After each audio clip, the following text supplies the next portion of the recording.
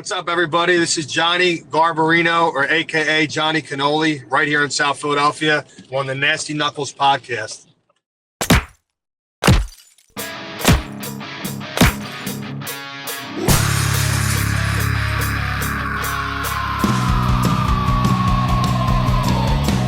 You're listening to Nasty Knuckles, the Hockey Outlaws podcast, with your hosts, Derek Nasty Settlemyre and former Philadelphia Flyer enforcer Riley Cote, as they go behind the scenes with your favorite NHL players.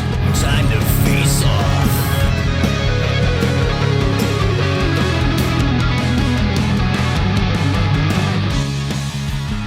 All right, welcome back. What's happening, Nasty? What's up, Rigarelli? I'm just listening to some music here. Just Sounding familiar. Calming my brain. Yeah, a little skin flute. Little skin flute. There's a guy playing a damn top of a garbage can. They got you in the background. We'll have to have Baller put that up. It's just nice and relaxing. Leprechauns coming out of the woodworks. Actually, a pretty nice Saturday. Yeah, it's a well-rounded Saturday. Yeah, it's a good group. You got a flute, you got a skin flute, you got a harp, you got a garbage can. Oscar the Grouch banging on that thing. Oh man, Oh yeah, I love it. I told you, I said when I called you the other day, I said I'm trying to wrap my head around this one, Riggs. Like, what's going on here? Doesn't seem real primal to me. I don't know, man. Or What, is it? playing music? Bro? It's gotta have You and some I sort used to headbang, man. We used to listen to AC/DC and shit. Wow. Wow. Well, Like, I've softened the old nervous system. oh my God. Softened it. I guess so. It's actually pretty cool. I'm just, busting your chops, I know. man. I'm glad you had a few laughs. I did. Thank God I hadn't had any of my medicine yet, because I would have been in one. Still giggling over there. Oh, yeah. Still giggling. Hey, where you at today, bud? I'm at Iceline. Oh, okay. I'm in the Junior Flyers Lounge here. Nice. See the old TPH logo, probably some Junior Yeah. Flyer Lounge, but yeah, just hanging out here. Didn't have time to get home, to plant roots. Yeah, I hear you. Pop on, so here we are. I hear you, man. Well, it's sweating? good. No, I'm good. I'm good. Yeah. All right. Good to see you, buddy. Wish too. you were in the stew. We just found out why we weren't in the stew. Our guest today misread where we were. So, Yeah. I'm like, shit. I was like, I'm so surprised that he wouldn't come over, but he did not think we were here. Anyway, Yeah, exactly. Good to see you, buddy. Hey, little bit going on. We started training camp yesterday with all the meetings and media day, I guess you would say, but just finishing up rookie camp. We'll talk about that in a second, but the Flyers made a trade. Trade Ivan Fedotov, however you like to say it, to Columbus for a 6th-round pick. And, it's funny seeing a lot of comments and we were able to, he came to camp when I was still working with the team a long time ago, but we had a chance to talk to him last year a couple times. Good dude. But the people were like saying, oh, Vezina for sure. I'm like, listen, this isn't the Bobrovsky thing. Like, let's get that straight. Bob was 22 years old, and but not to not to say Fedo's not a good goalie. But the Flyers traded for a 6th-round pick. The big thing here is, to me, Riggs, which I thought was very impressive by Danny Briere, is not having to retain any salary. Yeah, and opening up that space. That's huge, man. I know it's 3 and change, but still salary that's available now. Yeah, exactly. I think it's a good move. I think, clearly create some space. He gets a fresh start, quote unquote, to see how he does over there. But whether it's this year and moving into next year, just more and more space. The goaltending position there was, it was kind of up in the air anyway. So right, gotta let him loose, get a pick back, create some space, and go from there. But for sure. I want to say a neutral move, but it was necessary. It served its purpose for both sides. Yeah, and yeah, you bring in Vladar, to new goaltender for the Flyers, and Urs, is here, so I doubt they want to carry 3 goalies again. Yeah, I'm not saying they won't, but I don't think so. And for Fedo, he gets to go there and hopefully makes a team at Columbus, and he's in the NHL this year. Yeah. So wish him all the best. Good move, Danny B, freeing up some salary. Rookie camp ended. Riggs had a couple games last week right away, man. Fuck, they didn't waste any time. They didn't mess around. That's right. They messed around. Ended up winning one, losing one. Garbacon looked good. I thought, obviously he gets the overtime winner in the first game. And even Denver Barkay looked good. And our boy Sawyer Bolton, what a tilt. Oh, Get man. the place going. He was chucking. He was. Man, I mean, you're not going to see many guys like him floating around anymore. No, he is definitely like his old man, chip off the old block. I mean, he plays the role to a T. I mean, he's not a big guy, but he's got the heart. He's got the desire, the character, all that good stuff. So, I mean, wish him the best. It's nice to see him still doing that, Yeah, I know, man. It's definitely in him. Yeah. And his brother as well. His younger brother. But man, I tell you what, good fight. Got the people, stick up for teammates. And I don't know if it was kind of a one where they both were like, hey, let's try to get something going, to show our GMs we mean business here. But good for him, man. And he's a tough kid. He's a tough kid. So I enjoyed it. I enjoyed watching. I did too. It's always nice to see young up and comers still doing what they have to get noticed, right? I mean, obviously exactly. The roles died off a little bit here, but hey, there's still space for guys that are willing. Yeah, you never know, man. Yep, for sure. Also, Danny kind of addressed the Carter Hart situation. His representative, Judd Moldaver, has reached out and kind of told us that in light of everything that happened in the last year and a half with Carter, they felt, and Carter felt that it was better for them to look for a fresh start. So that's where it's at, and it's the only comment I'm going to make on it. We'll be able to sign, I think, until October 15th, if I'm not mistaken, and wherever he wants to sign. It's not going to be here in Philadelphia. Just I think he wants a fresh start from. I don't blame him. I don't either. Talking to him, and I kind of see where he's coming from. But anyway, Danny addressed that, and they went out and got Vladar anyway. So,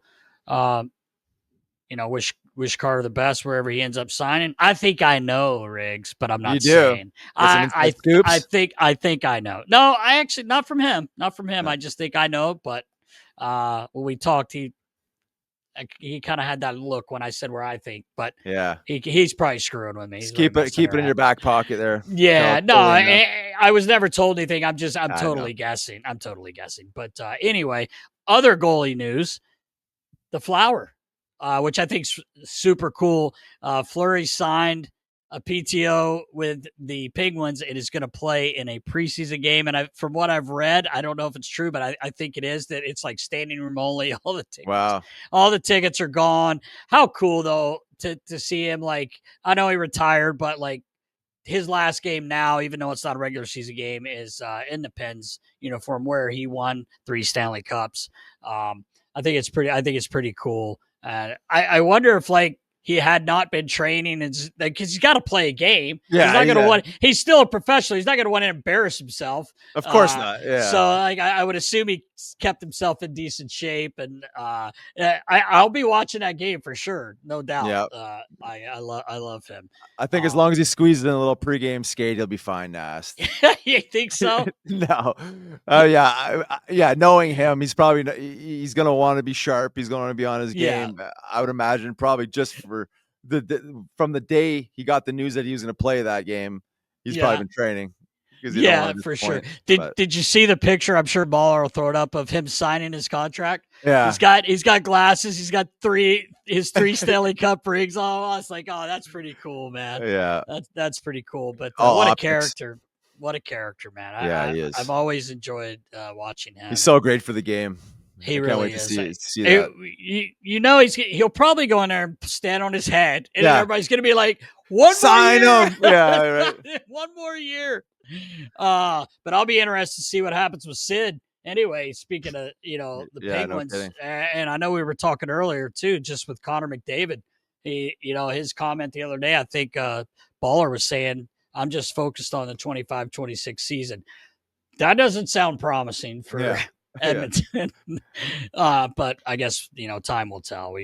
Another day we can talk about that. But anyway, getting ready. We're getting ready for men's league to start here, Riggs. Oh, man. Did you get the schedule? I didn't get it, but I talked to Sean Carter today. He's going to be emailing it out.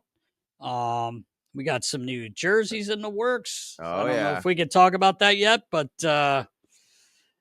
next week. Okay, next week. Cool stuff. Cool stuff coming. Zingo messaged me. Our boy Pete Zingoni cleared to play. Is he cleared? Oh my gosh. Cleared to play. Wow. The league will not be happy. They will not be happy. They haven't seen speed like that since UNAS. I said, yeah, right. He one spin too many, one dipsy do too many. Yeah, with Zingo, just one. He makes that move. The guy bites, but he turns back into the guy. Yeah. He fakes him out. I remember him telling me one of his coaches. Yeah. One of them said that one of the coaches said, one too many spins, man. But I don't like playing with him because he doesn't pass. This guy likes to score. Likes to score. Likes to carry the puck. Of course, he's smart. I wouldn't score anyway. I miss empty nets more than anyone in the world. He's a whole zone ahead of you now. So how could you score? He's in the O zone. Oh, so is Foxy. I've been playing with Foxy for 5-6 years. I'm following him down the ice, hoping for like little rebounds or something. Yeah, a little rebound, a little drop pass. Well, he's not dropping too many. No, he's not dropping too many. I tell him shoot. I'll go to the net. But anyway, main camp started, Riggs. It's that time of year, buddy. It's on. It's exciting, man. We've got some stuff we're working on. I guess next week maybe we can talk more about that once we have some stuff in writing. But some cool things we're looking to do. And I guess it's about that time. It's about that time, Nast. Episode 209. Yes, sir. With our friend Johnny Cannoli Garbarino. Oh, Flyers fight coach. Let's go. Welcome back. I'm Riley Cote. And I'm Derek Nasty Settlemyre. And this week, Riggs, we've been talking about this for a while. Super excited. Feel honored to have this young man hailing from the fighting city of Philadelphia. Currently 3-0. As a middleweight fighter in the BKFC with our good friend David Feldman. Also hired by the Philadelphia Flyers this summer alongside of UFC fighter Andre Petrovsky to be the Flyers fighting coach, fighting tutor, however you want to say it. Please welcome to the show, Johnny Cannoli Garbarino. What's up, brother? What's up, guys? How are you? Doing well, great, man. Super pumped to have you on, brother. So am I, man. I've been dying to get on your show, and I've been looking forward to meeting you both, and I'm just really looking forward to this session and the future with the Flyers, man. It's a real honor. Oh man, it was so cool. We were Riley when we saw this in the beginning. I text Danny B and I said, "Hey, you think you're tough again? You start getting in there or what?" But they were super excited. They were super excited, and to me, Riley can definitely speak on it. I'm sure growing up a Flyers fan, you probably knew who Riley was when he was playing and how tough he was, but he could speak more to it. But I think it's just such a great idea for a number of reasons. But Riley, you take over there. Yeah, no, I was pumped to see it. I never thought, in the hockey scene after, the fighting's declined that I would see something, a headline like that. But I think it's super important. I'd like to get your take on, what the goal really is. But from our perspective, it's got to just be about giving these guys a little bit more confidence. So, allowing them to hear you guys out and learn how to defend themselves when the game gets a little bit hairy. But, I was pumped to see it because I still think that, young guys, that confidence, right? There's lots, even from a training perspective, just that core strength and just, swimming in and being in tight and stuff like that. But, pumped to see it. Happy you're on board with the Flyers. Maybe shed some light on what you're working on and how that came to be. Well, I'm sure you can relate to this. When you played hockey, you had a crazy team behind you, always having your back, and you were one of the main guys always fighting too. And what I would like to bring back to the Flyers would be to not just standing up for each other and being there for each other, but obviously bringing that confidence in there. Because if you're confident, I have all my team behind me, and not only that, I could defend myself. If anybody steps up. and wants to go, you're going to play better. You're going to play at your best ability. So I think that the whole idea behind this is just to, get the camaraderie up, build as a team, have each other's backs, and throw down when you have to. And I think all in all, just by you doing that and putting the practice in and knowing, you're tough and you could go if a guy wants to drop the gloves with you, I think it's going to make the whole game better. And I'll be honest with you, over the past 10 years, I've actually been getting bored of hockey. And it's sad to say because I like that old school, let's call it dump and chase hockey. And you just go bang them into the boards and go, grind, get a guy in the front of the net, shoot it, get the rebound. If the guy wants to scrap, you scrap. It was like every single game when I grew up. That was Philadelphia hockey, and we kind of lost touch of that. And I think it's a prettier game today, and it's a lot more skilled game today and finesse. But I feel like we do, just Philadelphia fighting spirit in every single sport. We could use it, and I think we're going to see a different league play out here. I really do. Yeah. Totally We agree. I mean, it's one of those things, especially when we talk about a sport like hockey, the essence of it. It's an emotional game, and not that we're gonna ever see the Broad Street Bullies ever again because the game is so fast and so skilled. But to me, you can never really lose that essence. Obviously, the essence of it isn't necessarily the fighting part; it's playing the game hard, playing the game with grit, and then eventually, if you play that way, the scraps land up fighting you, and then you have to be ready, right? I mean, now it's time to answer the bell, and I think that's the role that you guys kind of filled was, when that time comes, when you have to answer the bell because it is a hairy sport, that you're going to feel good about it. You're going to be hungry. There's an excitement behind it versus being scared or the fear bodies that hang around, and it's a different animal, like you said. Like it changes the chemistry, as an individual, but as a collective, 100% confidence. And like when I played hockey, I had like an enforcer role, right? We scored plenty of goals like growing up, but it just wasn't my role. And when you have a certain guy doing that, it causes momentum on your team. You know what I'm saying? Like the momentum means everything. Yeah, it does. And you see that, like, it's funny how you were speaking about like dump and chase, getting in there, being a heavy team, a hard team to play against. That's what happens in the playoffs. If you notice every year, these heavy teams, the bigger teams, and I think Danny's done, we've talked about this on the show, but Danny B and his whole staff, they've done a really good job of drafting guys that are a little bigger. But all these guys now, you're growing up, you're seeing 6'4" guys skate like the wind. It's crazy. But we had to one of your other points is we had Rick Tocchet on the show a few weeks ago, good buddy, and he was talking about you and excuse me, talking about you guys coming in there and in the role that you have. And he was like, it's about instilling confidence. It's good training, obviously, very good training, protecting yourself and being comfortable in that situation. And I think that's one of the main things you guys are doing. Like I see you had Oliver Bonk in there, right? Training with you. Yeah. I don't think he's going out looking to drop the middies right away, but if it comes, I don't know. Maybe. Maybe he will. Maybe he will. Maybe he will. But now he's super confident. Now he's very confident. Yeah. But my point is, when it, like Riley said, things happen in a game and it's an emotional game, which I think that's why we love hockey. He's gonna have a little bit more confidence and being like, okay, like I've been training with you guys, and it's funny. It's like what you do. Like, we can get into your fights and how your style is amazing. You're tough man to hit, knock wood. I'll tell you what, boy, bobbing and weaving quick as hell. But trying to teach these guys that too. Right. And it's as you played hockey, and Riley obviously was doing this for a living. But it's a lot of the clinch work, and I saw some of your videos of you doing that, which I thought was super cool. No, listen, I'm trying to teach these guys how to hit and not get hit. Just basic fundamentals on like actual positioning and range control. People don't understand range a lot, and people think they know their range, but I know for a fact, looking across somebody, depending on their size or where I'm at in relevance to my opponent, if he could hit me and if I could touch him. That's everything. You can't guess with things like this because you only have like a split second to react, and you can't always make up that time or that space. Right. You know what I mean?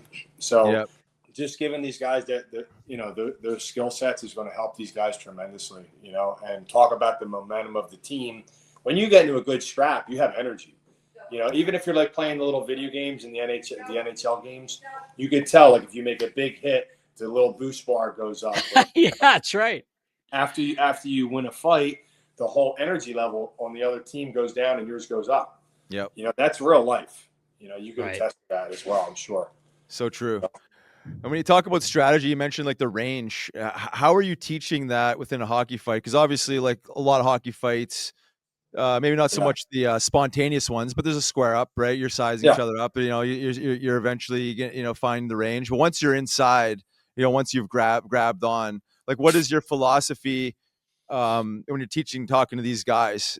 Is it a little bit of like the situation itself? Like, if you're taking them, is it like getting the grounding, find the range, find the hand set? Or what would you maybe just share with what you're talking about with range and stuff like that? So range and eyeing up an opponent and like understanding where you're going to enter into the fight. You have to just have a clear idea on what it is you're actually going to do here, how you're going to attack, how you're going to defend, and have an answer for everything, because you can't guess, like we were saying. Right. So if you're across from me and I could see your hands, I could read you. I could see where your hips are facing, your feet are facing, your shoulders are facing, and all those will coordinate where your head stays. You know what I mean? It's the same way with you. So understanding that, it'll make it more powerful for you to break a guy down. Now, my philosophy is a lot different than a lot of others in MMA, in boxing, and in all sports, I think.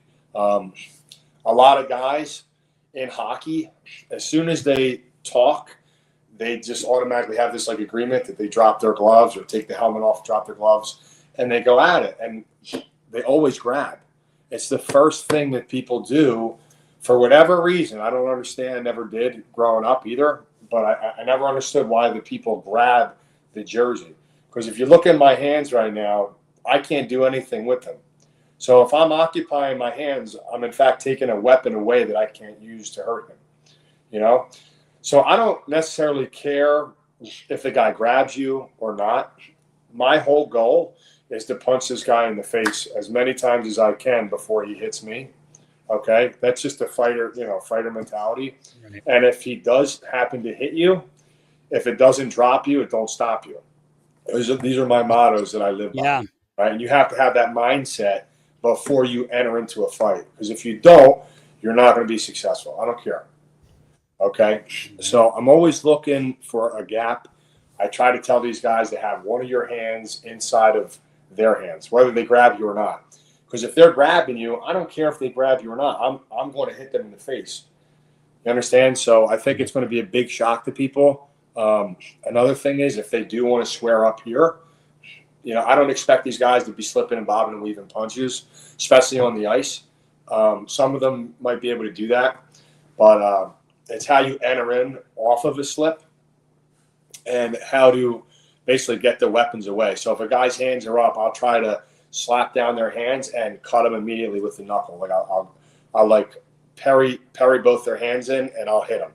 Almost like if you watch like a Wing Chun movie, like an old Bruce Lee or Hitman movie. If you guys are into that, they would they would welcome a guy's punch and they would block it and then return right away. So if a guy's throwing a punch, I'm going to slip and hit him at the same time. Or if his hands are here, I'm going to slap him down and take his range from him. Just little things like that. It might be a little different than what Andre would show. Andre's more going to show these guys like the clinching, and he has a lot of nasty strikes too. But I think we complement each other because I'm more of a striker, and he's got a lot of the grappling clinch work as well. Yeah, and I agree with you. And I agree with the way you're teaching it too, because I was kind of similar to what you're describing there. I would kind of swat the front lead hand, and I would try to come in with a punch in a perfect world. Because like, hockey fighting is a little bit unique, right? And like, there's time and a place to get in for the clinch. But I agreed with what you said. Like, I never went in there just grab with two hands. Exactly. Like, I wanted to get one in before that happened. In fact, I would prefer if I never had to use two hands on the body, But sometimes you got to defend and you got to switch up and all that stuff. But what you're saying makes sense. Right. Even if we have just say one hand, I think one hand control is really good. Learning how to really steer the head and how to defend it at the same time. So like I try to teach these guys that your strike isn't just a strike to attack, it's also defense, right? Right. Because if I throw, I don't know if you could see it really on the camera, but if I throw a jab, right, and I have a low jab, just say I'm taller than the guy and he's shorter, and I have a low jab, there's a big giant gap here that he could hit me with an overhand right or a hook or whatever. Okay. If I throw a jab and I turn my punch over correctly by just throwing a normal punch, how I should throw it with proper technique, if I throw it here, now there's no way to get hit. It's impossible. So we'll do drills like this. Like I'll literally try to hit these guys with the right hand or like one of them noodle things. And I'm teaching them, it's very, very efficient. It's either going to work or it's not going to work. There's no in between. Right. So when I teach these guys not to throw bullshit punches like this, I'm teaching them how to throw properly. Yeah. Every single time you throw a punch, it should be turned over. Your shoulder should be blocking here. There should be no giant gap. No gap. Now, a lot of people might say, well, okay, well, what about an uppercut, right? If the guy has a hand in here and he pulls you and he hits you under the hand. It's a possibility, right? So where's your other hand at? I'm either going to use this to strike and use this to pull, or the guy's going to basically sit here and just keep uppercutting you. So learning like how to wrestle is really important on top of the striking. We're doing a lot of drills with and without the jersey, manipulating with the pads on, actually grabbing the pad. And I'm actually teaching these guys too. When they grab me, they're like, "What?" I remember D'Lo grabbed me the first day, and he said, "Well, what are you going to do if I grab you here?" Right? And he has this nasty move. He likes to put the thumb right in the throat. Yeah, right in the throat, yeah. Right? Yeah. So he'll go like this and he'll grab it. So he did that to me. I was like, okay, I like the move. But as you did it, you got hit 3 times. You know what I mean? Like I just showed him as an example. Yeah. And then another thing, he was holding on to here really, really tight. I had the shoulder pads on, right? So most people would think, hey, he's in control because he's grabbing me here.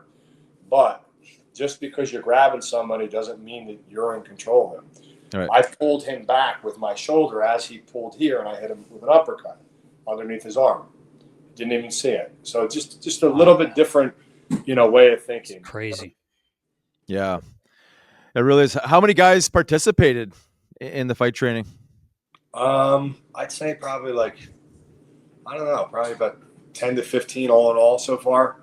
Wow. Awesome. That's good. awesome. Good job. A lot of young guys. I remembered everybody's name, a lot of newcomers, but I think there's a lot of potential here. Yeah. And they're all young. Yeah. And I love it. Even if it was just from like the training perspective, like I would say like the years I had the best balance on my skates were the years that I did like the most aggressive training, like the Greco-Roman wrestling, just like pushing, pulling, having these big Camden cops throw me around, like just core strength, man. Like even if it's just that.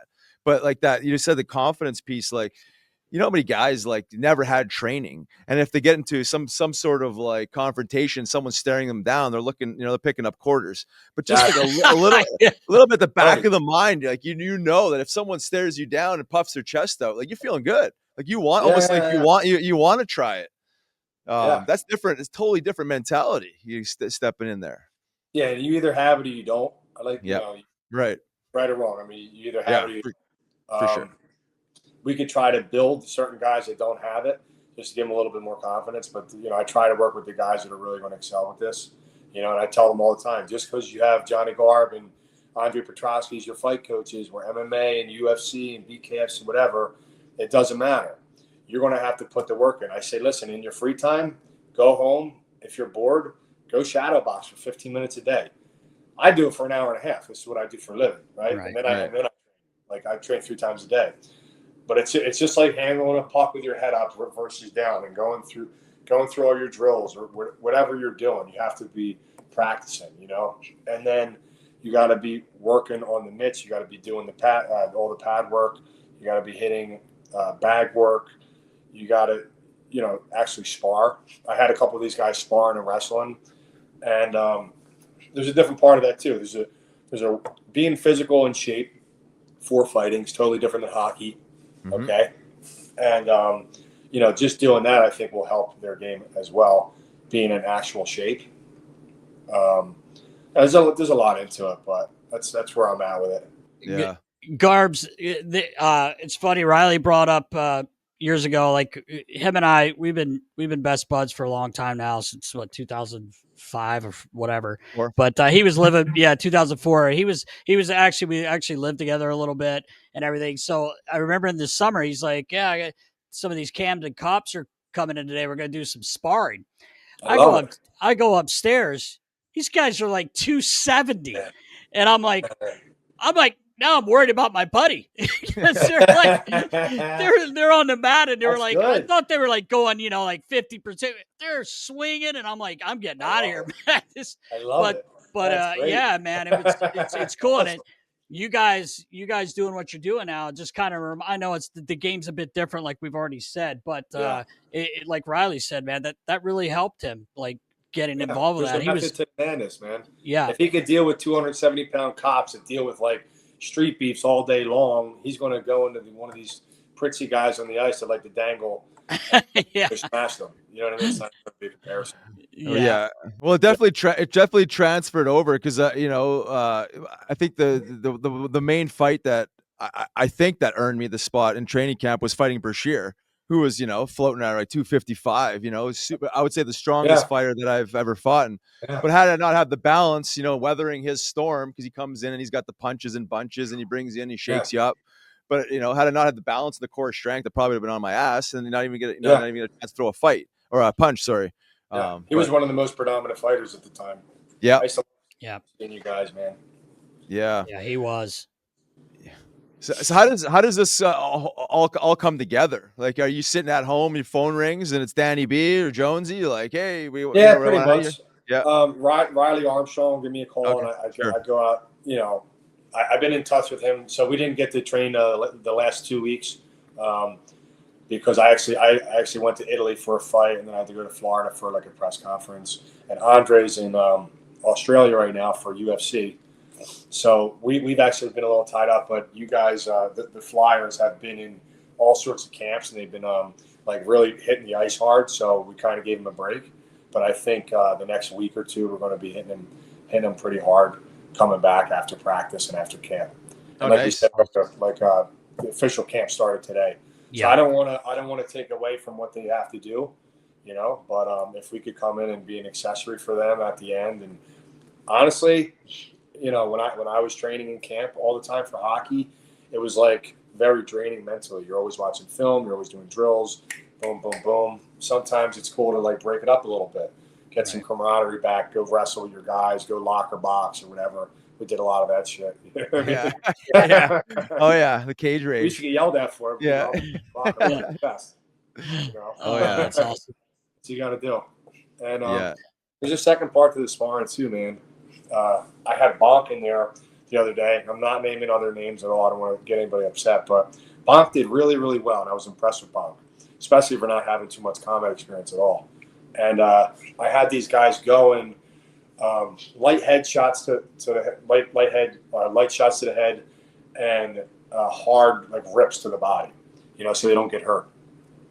And one of the players on the team got really mad. He threw his gloves against the wall, and he's like, "I'm done." Because I think he got hit with a nice body shot.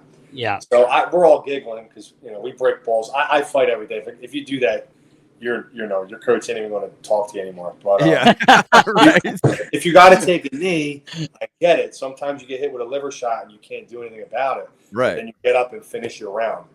So what I liked about Bonk, he never quit, even if he got hurt, which he never really did. But if he took a nice shot. He never stopped the round. He would be like, oh, and then he would keep going. A couple dudes need to build a little bit more mental strength and physical strength. And these are lessons taught to us in the gym every day when we spar. And we spar tougher guys to learn these things, you know what I mean? But I always say this. I'd rather my best friend punch me in the face and knock me out in the gym than me get knocked out in a ring. Like, Right. Yeah. For when it means something, So right. I want these guys to go out a little bit more before the season starts. And as long as they don't hurt their hands or anything, I'm cool with it, Yeah. No doubt.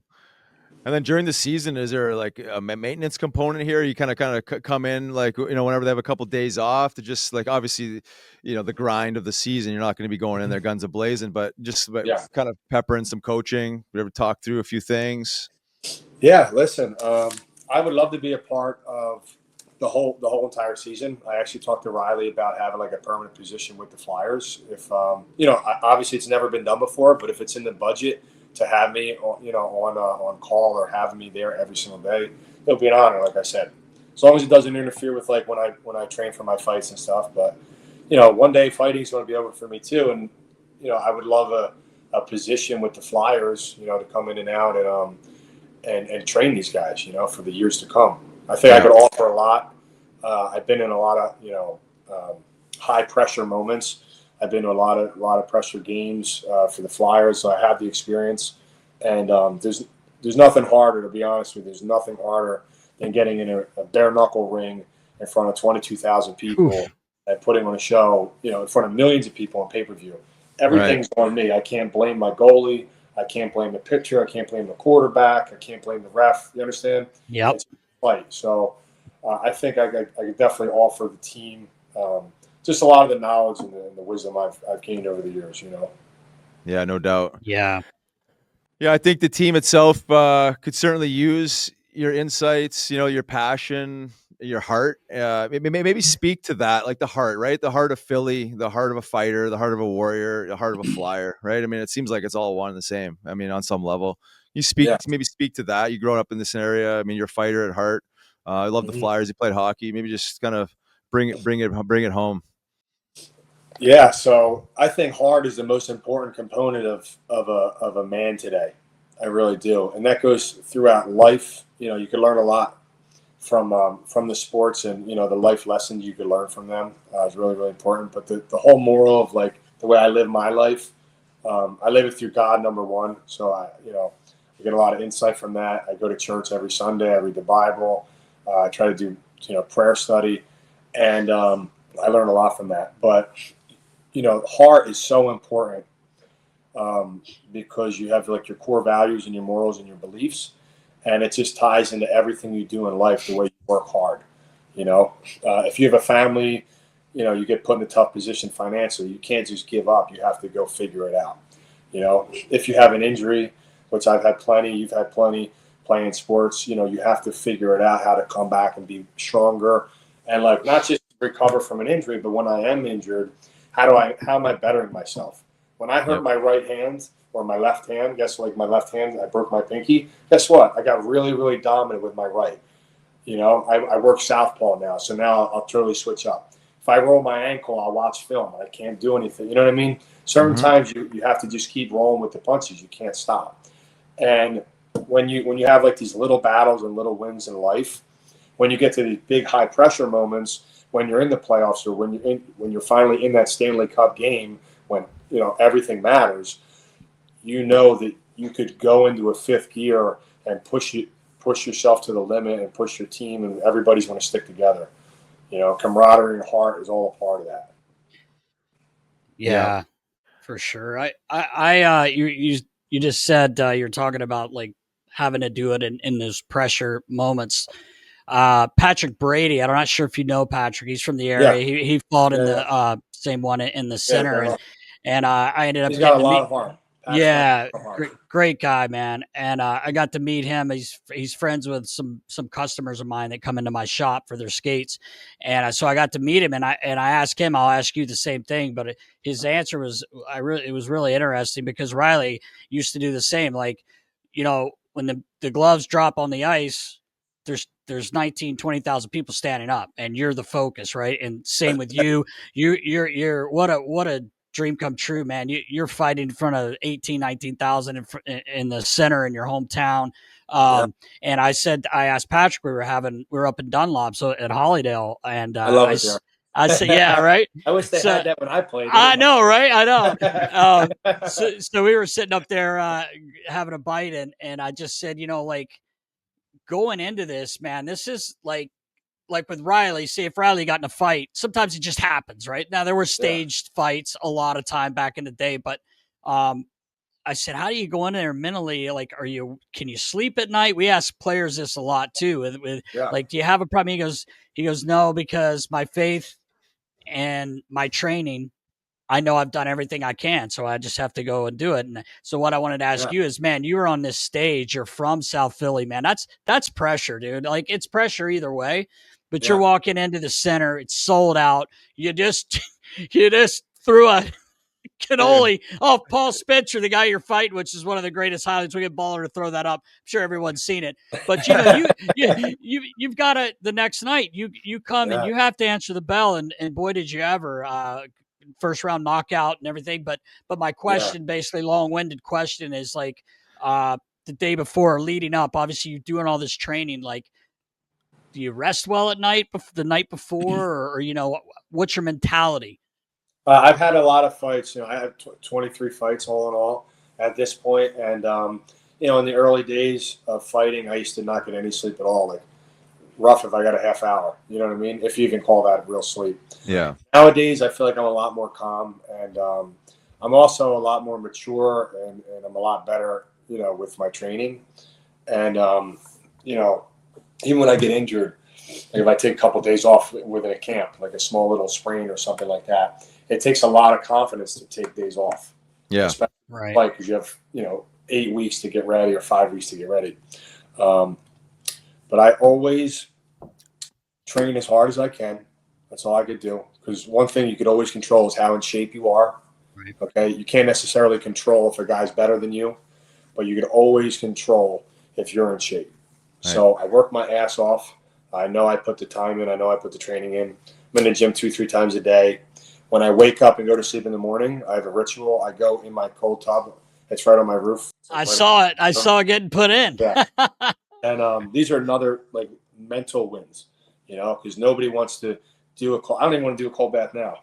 Right. Yeah. Right. Do it. You know what I'm saying? So in the morning when I wake up, I just get right in before I do anything, before you have a coffee, and right before you go to sleep. So if you can do these little wins, it helps you out in bigger moments. And the most important thing to this, and I'm very, very religious. I believe in Jesus Christ. I'm very, very Catholic. And that being said, for me, it works. I don't like to preach or anything, but for me, I believe in prayer. And when you can visualize and speak on it and talk to God about it, I feel like you could accomplish anything. Right. And, I'm only saying that because I've done it. I've done it for me. It worked for me, And the closer I come to God and the more I ask him for, I feel like he delivers. You know what I mean? Yeah. Yep. So that's exactly what I did. I said a prayer before I went in there, and I'll be honest, it was almost like I wasn't even in there. It was like autopilot, and I just felt like it was God working through me and through my hands. It was amazing. Yeah, it was awesome. It was awesome to watch you. And speaking of like camp and everything, you have a huge fight coming up in Newark against Roderick Stewart, BKFC 82. So I'm sure you're right now in the middle of your training camp and everything. Yeah. So what do we have? About two weeks left, I guess. Yeah. I've been training really hard. About two weeks and 2 days. So listen, I've been working hard, but it's not even just this camp that I've been doing this for. It's since I'm 3-4 years old, training martial arts. I've been training for this moment forever. Right now it's just basically making sure everything's firing and everything's working properly. I feel good. I have no injuries, stuff like that. That's all I'm really focused on. I just want to show up the day of the fight completely healed and just like with a clear head and ready to go. Because I'm always in shape. I'm always ready. Yeah. Does your team, this may be a dumb question. It's probably a really dumb question, but your team, like, there's so much video in sports. Do you do a lot of video on your opponent?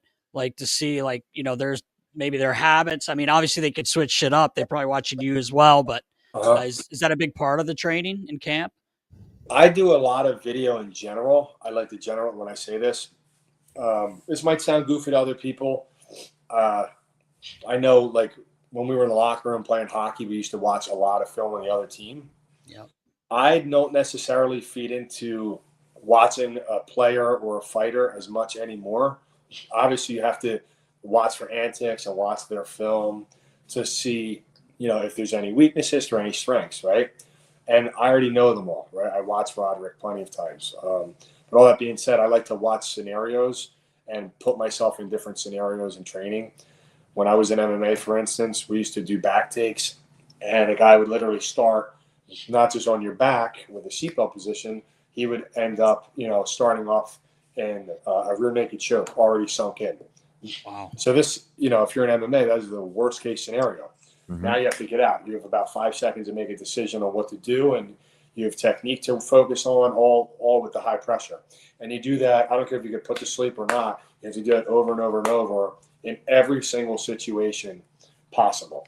If a guy throws a right hand a certain way, if a small guy throws a right hand a certain way, if a really big guy throws a right hand, I'm doing it for every single punch. I'm doing it for every situation. I've been doing it my whole life.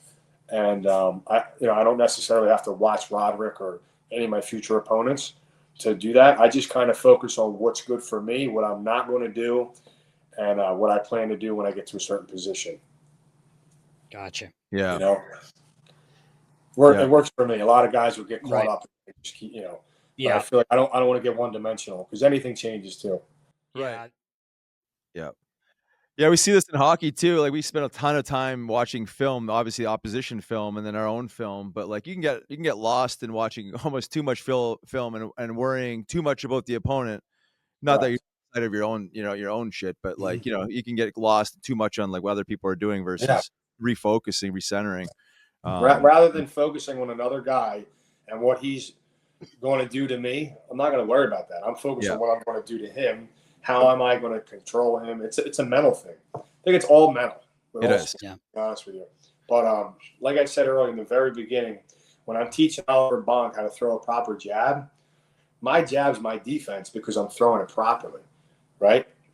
If you have the mentality to like throw a jab and then bring this thing back to your face as fast as possible, if you want to fight like that, that's completely fine, right?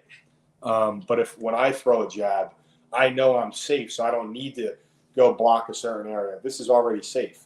There's just different ways of thinking. You know what I mean? And you could clearly see it when I perform and I put on a show for people. I don't get hit that often. I've never been cut in 23 fights. Wow. I don't think that's my chance. I fought a lot of tough guys, and I have been hit, but I never got hit more than 2 times in the same place in a fight, which is another rule of mine. If you get hit more than 2 times, you have to fix it. Like Right. Just different rules that I won't allow. Yeah. I wonder what you would have said about my fights back in the day. Yeah. Taking more than 2. I'm just Little still thinking different, like 10, 11, 12. Garbs, he tells me, I remember we're sitting having dinner at the house, and he's like, yeah, I'm doing this. We're going to think a lot. But he's telling me all these things he's going to do. And then he gets in a fight next game and he's just fucking throwing, just no defense. And he goes back that he did great in the fight. I'm like, where was that defense? He goes, yeah, I kind of lost it there. Yeah. I don't Threw know. it out the window. I thought about it and I just said, no, fuck it. That's how Pat Brady used to fight. Yeah, really? Every fight like that. Oh, God. I've seen a couple of his fights, man. And like I said, the kid has a ton of heart. He fought this big Samoan guy from Hawaii. I mean, I just never seen anybody take as many punches to the face and punch somebody back in the face. They were just 2 monsters. Wow. They couldn't knock each other out either. It was wild. They could knock each other. That's crazy, man. They beat the balls off each other. Yeah, and I think I saw an interview you did. It was a while back, and you were talking about how you obviously had started MMA, but this is like you made a comment like this is just your fist. You can't hide. Like you can't hide in that. And I've told this is the BKFC is the fastest growing combat sport in the world. And you watch it. I just watched last weekend's this weekend. I was there. Oh, you were there? Oh, yeah. Like you can't hide, man. Like no, there's nowhere to go. And it's so impressive and it's so much fun for me to watch. Now, Claude Giroux always gives me shit because I'm 0-4-1 in my Tillis, in my fights, in my life. And not only one, yeah. So, but he loves to remind me of that. But man, I tell you, it's hard to sit down when this is going on, man. It's wild to me. It's a lot of action. Yeah. There's no time to pause. There's even if you are clinched, it's not like they can't hit you. Right. Like the ref will immediately break you up. You only have 2-minute rounds. Right. You know, every single fight in bare knuckle right now is. They made them to be 5-round fights all across the board. And what's even more exciting is if they don't have a decision made for the fifth, by the 5th round, they put you in a sudden death. So 6 round. Oh, really? God. Yeah. I've only seen that go a couple times, but Yeah. You know. Yeah, you're guys are getting cut. They're getting hurt. They're Oh yeah. And even if you have a long fight and you beat the balls off a guy and you're cutting his face, guess what? You got 2 broken hands. Yeah. Mm-hmm. Yeah. Crazy, man. That is crazy. We have, so I mentioned to you before we got started, Charlie hired me as I'm the equipment manager for the BKFC Ice Wars, and we have this huge event coming up October 10th down in Sunrise, Florida. And the first event we did earlier in the summer in Michigan, we used regular hockey helmets. But now it's bare knuckle.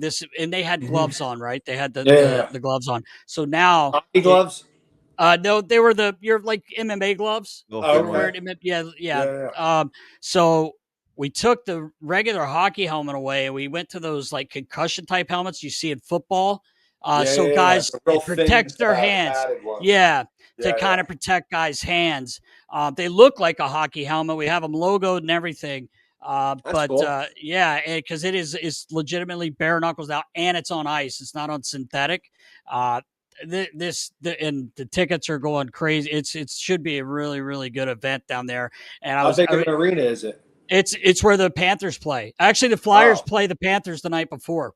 Is it like selling out? It's a lot of people. They've got it close. I think they're only lower selling bowl, I think, right? 10,000 seats. But I think a lot of people. I talked to Charlie Nama earlier today, and he said they've almost sold all those VIP seats out because they got them right down, and they made the boards clear. They're clear boards, glass, so you can see. Because the other times you can't see the footwork. Awesome. Yeah. So, but I was going to say to you, any thoughts on that? Just with your hockey background. Yeah, let me get this belt first. Okay. All right. Fair enough. Fair enough. Dudes are in trouble if I enter that league. Yeah, I know, man. I was kidding around with Riles. I said, man, he weighed about 225, close to it when he was in his biggest weight in NHL, and now I think he weighs $170. You got to take him over to Skinny Joey's and get him some damn cheesesteaks. Yeah, right. Guy's too fucking welterweight. But he was so big. I said, Riggs, you could probably come back now, $175, $180, whatever it is he's wearing, because he's long. I don't know if you've been around Riles, but he's got these long ass arms. I said, you might do all right in this. But he's a lover now. He's not a fighter. He's a lover. Yeah, are you thinking about going in there and fighting? Hell no. I'm done. I'd love to see that. That'd be great. Me too.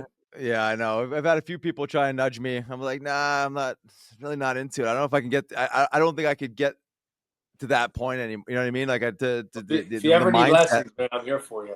I know you are. I'll corner you in everything. That would be sick. I was gonna. I know I brought up earlier when you had the big fight there in the center, and man, we were dying laughing, and I was there. I was 10 feet from you, and we talked about the cannoli, and you give Paul Spencer one, and this guy's excited, like so pumped. He's like a little kid. He's like so happy, and you just knocked that fucking thing out of his hand. Conor McGregor, it's all over. Conor, then you fire one, and he's shaking Conor McGregor's. He's got cannoli cream on his face. And I know you said Conor went up to your dad, and said something. Yeah. You can tell that if you want. Yeah, Conor McGregor came up to my dad after the fight. He's like, "That's your son, man. He's fucking crazy. You're so fucking nuts." Your dad's like, "Yes, he is." I think he had like a $10,000 sport coat on. I buried it. I didn't give a fuck, dude. I buried him, David Feldman. I got my opponent. Everybody. The was well thought out. Covered in cannoli cream. Oh God, it was so great. I had said to Charlie, I was standing with Charlie Nama, and I said, "Man, I'm like he better be tough because he, like this is great. The show is awesome." And then of course you were, but you know how much shit people were talking to me. Even to this day, I think I see like Instagram. There'll be like 500,000 people or 10 million people on a post, and they'll be like, "Oh, I can't wait to see Cannoli get knocked out." Ah, But it's fine. You're either going to pay to see me get knocked out or pay to see me win. It's Yeah. that's right. That's Yeah. right. fine. I don't And care. does that is like I saw one where you also one of your fights you had one hidden in your pocket and you took it out and slammed it. Yeah. I was fucking crying. But like, It's funny. we Searched me and everything before I went backstage. No, they did. no Yeah, way. they knew you were doing it. The whole security team. the Wow. I was They didn't gonna find it, I was- though. I was gonna mention like for Riley, we've talked about this a lot with other enforcers from the NHL and fighters. Riley, it was almost like for Riggs, like he would get himself jacked up. You're almost in a character, right? Like kind of like I don't Yeah. want to say like WWE, but he would get himself so fired to get Yeah. Garbs. This guy had 10 cups of black coffee, he had Sudis, he had Or everything. eight or nine Sudafeds. Yeah. Oh, yeah, like, Holy Hart- shit. but Hart just was to like get out him- to here. yeah, just bumping. But Not you know, smart. we like your theatrics or whatever you want to call that. Like, I love it. I love when guys do stuff like that. Is that to help get you pumped up? Is that like something that No, helps, or it's just more of a showman thing? I'll be honest with you, that was the first time in my career I've ever done anything like that. Oh, okay. I didn't do the cannoli was born like 7 months ago, 6-7 months ago when we did that. Yeah. You know, Okay. at the arena or at Xfinity Live. Yeah. So I never did anything like that. It actually just magically happened on its own. So Okay. I legitimately wanted to give him a cannoli, Yeah. but when he looked at me, he was looking at me crazy, and I was looking at the crowd. I was split second to think in that moment, but he's looking at me like real cocky, and he's holding it all fucked up, and I was like, you know what? You don't hold a cannoli like that. And then the How guy dare you? I was literally going to fall off the back of the stage. And I'm saying to myself, like, as I'm backing up, I felt my foot about to go off the stage. So I said, hook. So I hit him with a left hook, and I had the cannoli in my hand. Yeah. You understand? I didn't go to hit him with it. Like, I just went to hit him with a left hook, but I had the other cannoli in my hand. Oh man, it was Oh, so man. funny. That's what happened. Place was going nuts. It was awesome, yeah. man. It was awesome. That's Now, great. Everybody's got a process, bro. Yeah. But for me, I don't do any caffeine the day of the fight. Oh wow. Yeah, I really don't. Just smart. I look back now and like, like the stuff I did was stupid. Like, it beyond stupid. Like, you talk about supporting the fight, supporting the mind. Like, nothing I did any of that. Look at martial artists yourself. Like, you guys got it dialed in. You guys understand the nervous system and all this other stuff, right? Clarity. Yeah. There was no clarity. Spiritual, mental, fit, all that stuff. Totally. Yeah, man. It was a different game. But it forces too. you into that. It forces you into that. And like does. certain days, like, to the mental strength, certain days I go in the gym and I'm like, man, today sucks. I want to sleep the day away. I'm sore. I'm complaining. Like, everything sucks. But those are like weirdly enough, when you tap into your mental space and you go into the gym, those are your best days in the gym sometimes. I don't know why, but you have to be prepared to, like, no matter how you feel that day, you have to be able to put on. That's what being a professional is. That's the difference between an amateur and a professional. Yeah. I don't need a supplement. I don't need a drug or whatever. Right. And matter of fact, funny story, my first fight ever, and me and Pat Brady fought on plenty cards together, maybe 8 or 10. I don't even know how many. Okay, because we did MMA together and all that stuff. Yeah. But my first fight ever, we're at the 2300 arena. He's in the locker room. He's getting ready to go out. And I shit you not, fucking guy grabs a whole tub of the pre-workout, unscrews it, and he takes 2 of these scoops, dry mouth. Oh, no. Takes 2 of them. And he swallows it, and he starts swishing some water in his mouth. And he's like, let's go. You know what I mean? He's like, let's go. And he runs out and he fights, and he's just a nut. Oh my God. He's a nut. He's a crackpot. he's so shot out. But I love him. You know what I mean? It's just hilarious. Like, sounds like you, Riggs. Yeah, I know. Certain guy, there's nothing wrong. Everybody's got a process, bro. Yeah. Yeah. But he used to dry scoop the pre-workout, man. Oh, Going man. back over 10 years ago. Oh, that's crazy, man. I got a question. How did you go from the bakery to the battlefield, brother? Like tell us about that, because you're into culinary arts, basically. Obviously a cook. Yeah. I see your videos too. Like, obviously you're like Actually, Love Riley's cooking. a really good cook too. Actually, to be honest. We gotta But, cook some shit up, bro. Yeah, let's do it. I love it. We have to. So when I was a kid, I got in a lot of trouble, and I got kicked out of a total of about 12 schools. Okay, I know that seems like a lot because it is. It does. It's not a baker's dozen. Yeah. So I was in juvenile detention centers and like behavioral S schools, whatever you want to call them. They were like rehabilitation schools, and obviously I didn't like to be in them, and all we did was fight in there, argue all day, and so it was not a good environment. Typically if a kid goes in here because he's like problematic or needs therapy or something, they usually come out worse. And thankfully, I went in there a couple times, and sometimes it got worse. But at the end of it, I started to see like other kids going to regular normal school, and having friends and having normal curriculum, playing on sports teams, all that stuff. I wanted all that stuff, so I always paid attention to the books, and I was very smart. And I remember when I was in juvie, they had a school called GCIT, vocational school. It's in South Jersey. And I was in Violent at the time. It was all the way down at Pinelands. And it's called Pineland Learning Center.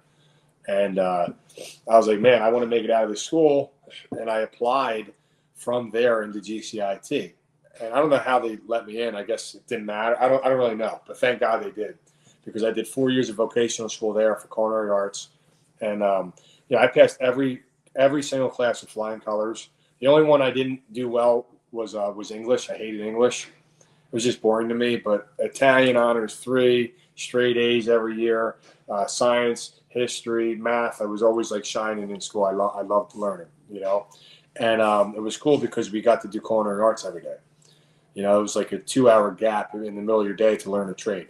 For me, it was culinary arts, and for other people, it was like cosmetology, medical school, construction, automotive. There were so many different things you could do, which I actually think is way better for young kids to go to vocational school and learn a trade.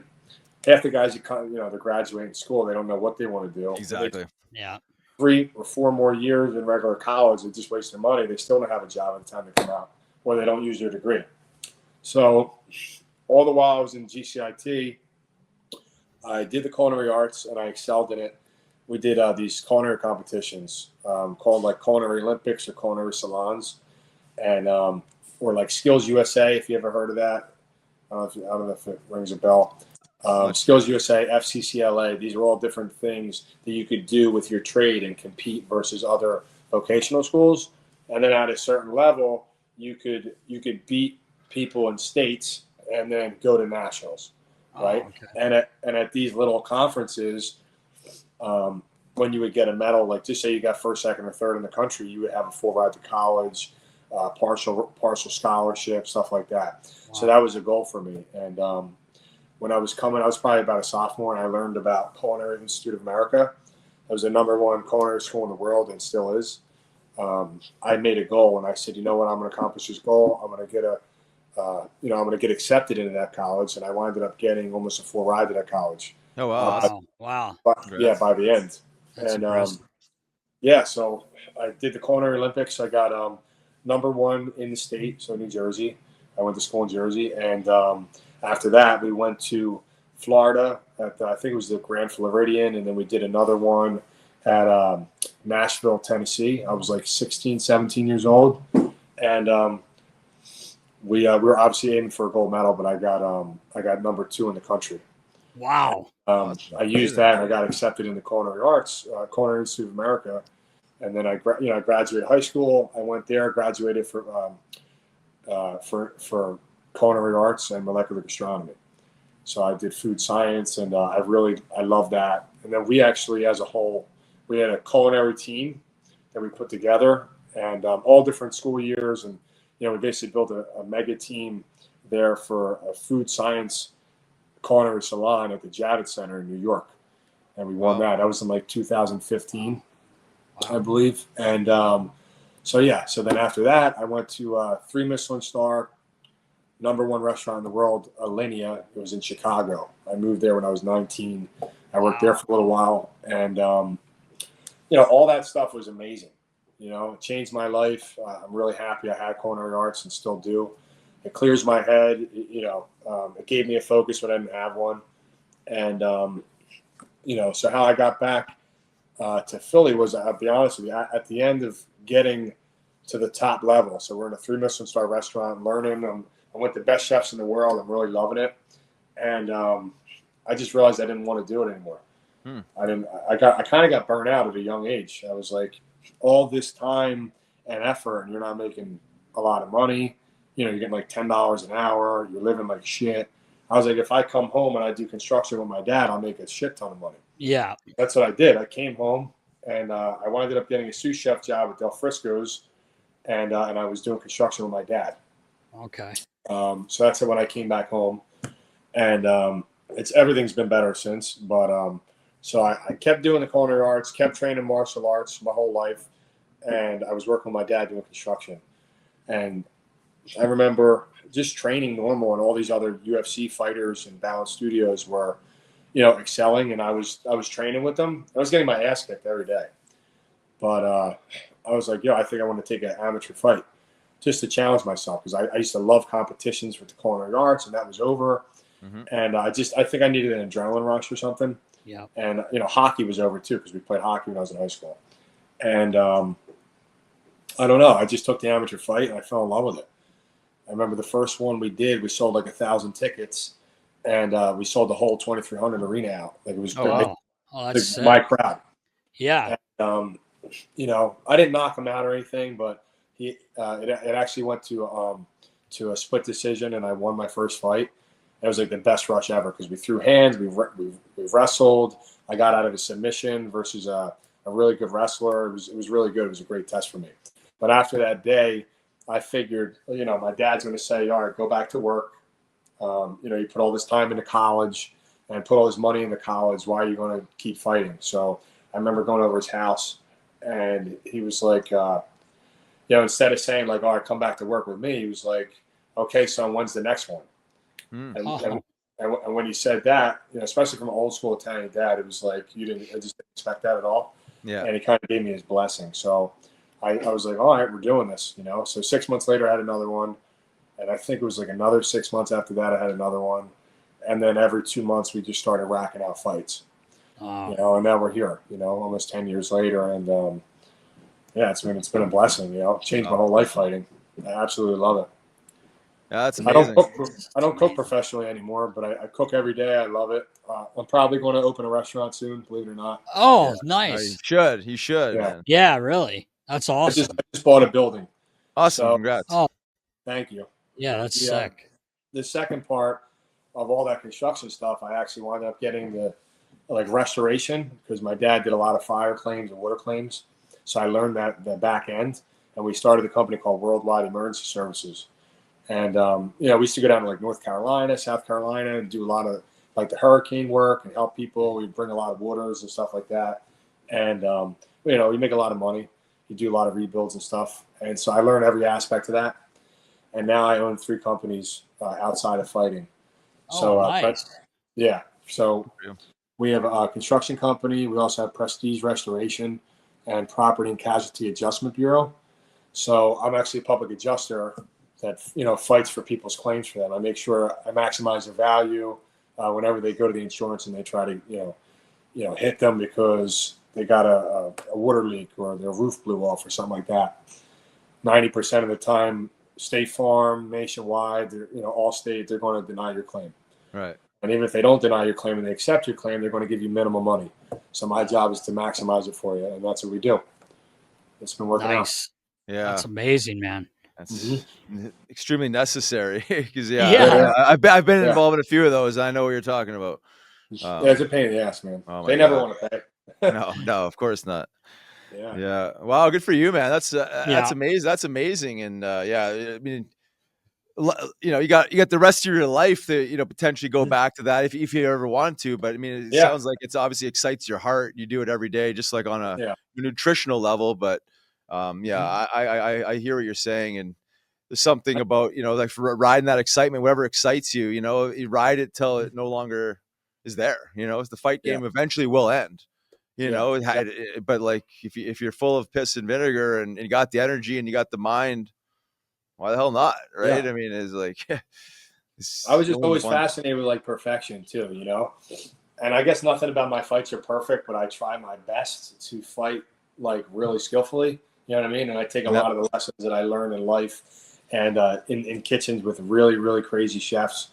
You know, for instance, if you know you're learning how to cut an onion or a carrot, like in the very, very beginning of fundamentals when you're at CIA, you know, if you didn't cut a carrot perfect, like I'm talking like, you know, medium dice, half inch by half inch, when they get a little ruler and they measure it, if you're not on point, you're going to not only fail, but they're going to scream at you and you're going to get your whole cutting board and knife thrown in the garbage.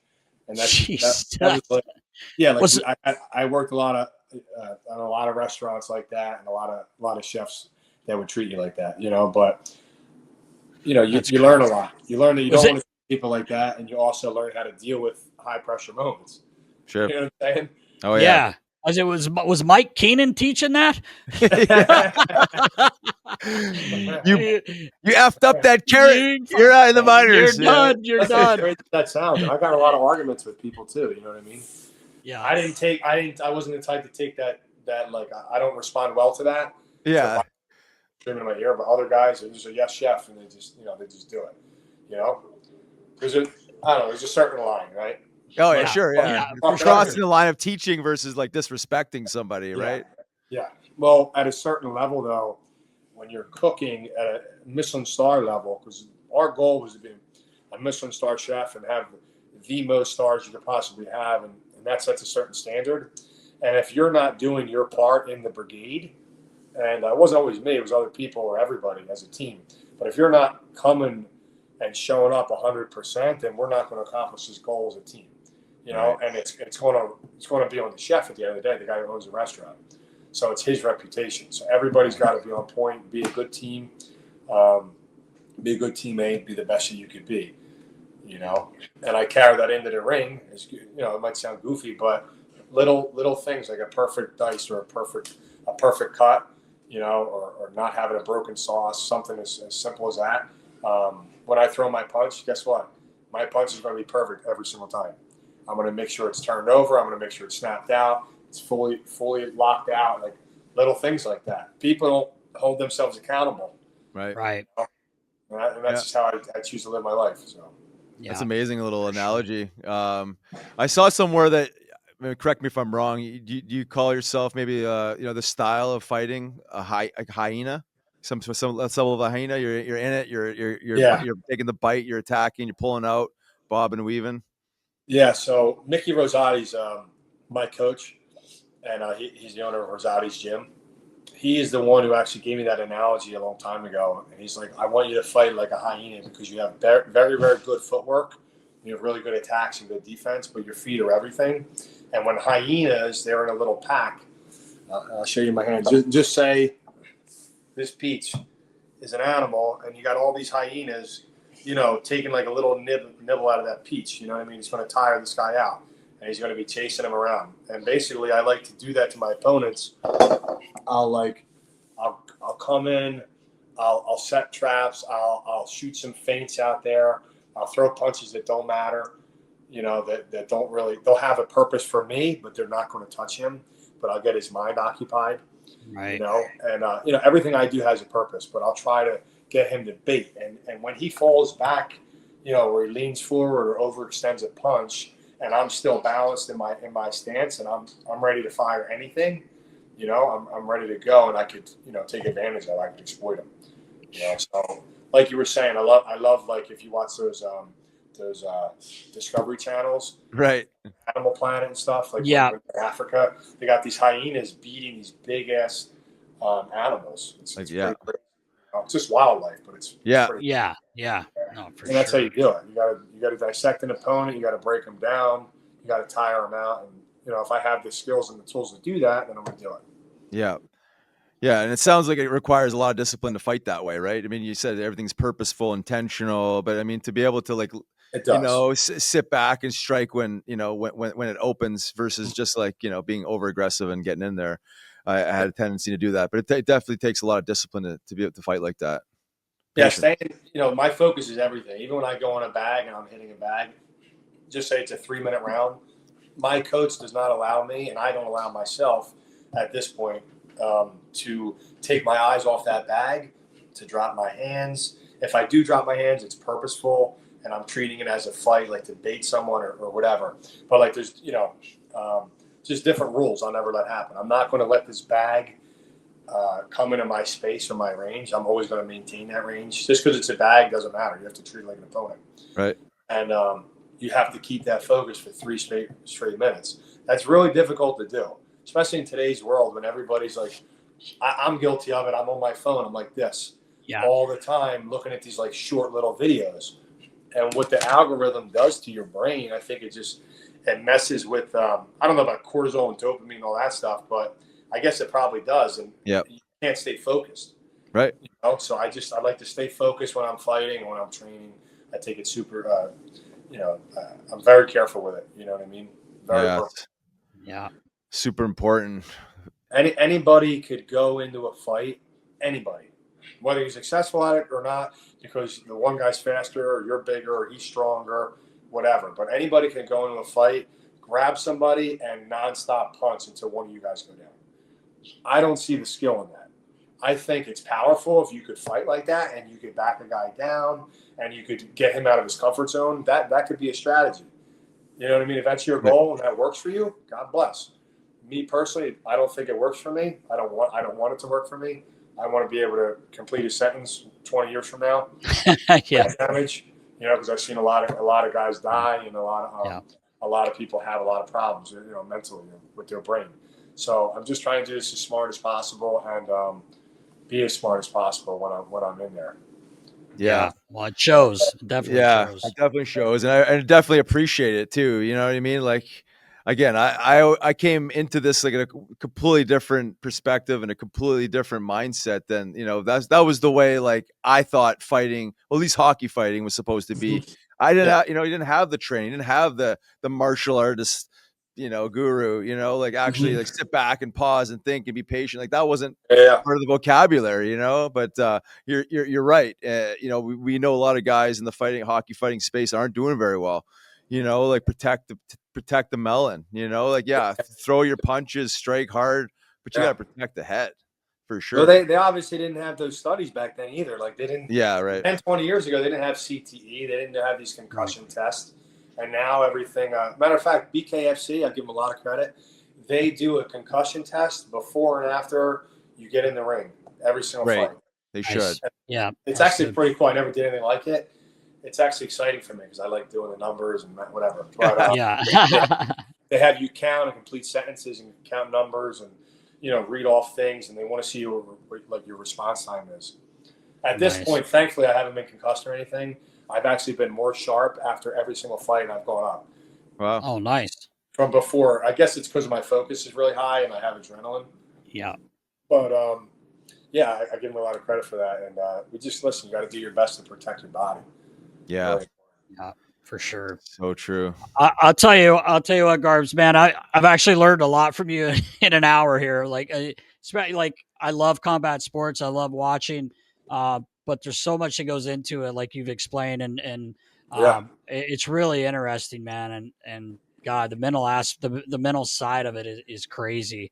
But we can't thank you enough for taking the time out, man. Especially you're in the middle of training.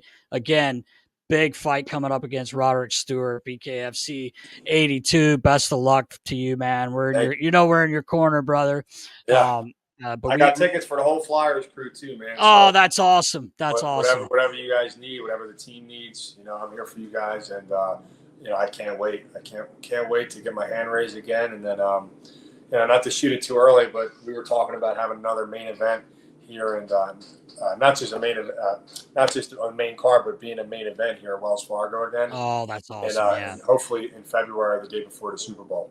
Oh, amazing. Oh, wow. Okay. Yeah. We'll see how this fight goes. God willing, I don't get hurt, and we get another knockdown. Keep it moving. Yes, sir. Yeah, man. Well, we appreciate you. Wish you the best of luck in your training. The fight itself, we'll stay in touch, man. We're around, so I'd love to connect with you in the flesh, man. Yeah, we got to go to Skinny's now, Yeah, right? yep. and then we have to cook something like awesome. We have to do a Flyers dish. Let's do it. I was telling Riles, I don't know if Riley, if you saw it, but it was a quick video of you and Skinny and Snuff and kind of promoting you in a fight. And he's like, yeah, why don't you hit Snuff one time? Snuff's like, whoa. I was like, whoa, no. I was fucking loving it. But yeah, for sure. We got to get over. We were talking about getting over to Skinny. We got to get over there and try. Let me know, man. I live across the street. Yeah, for sure. I know where you are, man. That's right. We got to do a team lunch or team dinner. There you go. I told the chef at the skate zone after we're done practice too. He wants me to come in and cook with him. Does he, Chef Greg? He's the man. Yeah. Dude, he's a great guy. Dude, he is one funny bastard, man. Super soft spoken. Yeah, he's a really, really nice guy, man. Yeah, you should next time you're over say, hey, did Nasty ever scare you? I used to scare this poor guy every single morning. I've got a video almost of 5 straight years. Send me a couple and I'll show I will. I'll send them to you. Dude, this guy would end up firing eggs at me and shit. I scared the shit out of him. That is funny. Yeah. So anyway, man, hopefully we can connect with you soon here, man. And thank you so much again. Thank you, guys. I appreciate it, man. Thank you. Yeah, man. Likewise. Take care. All right, guys.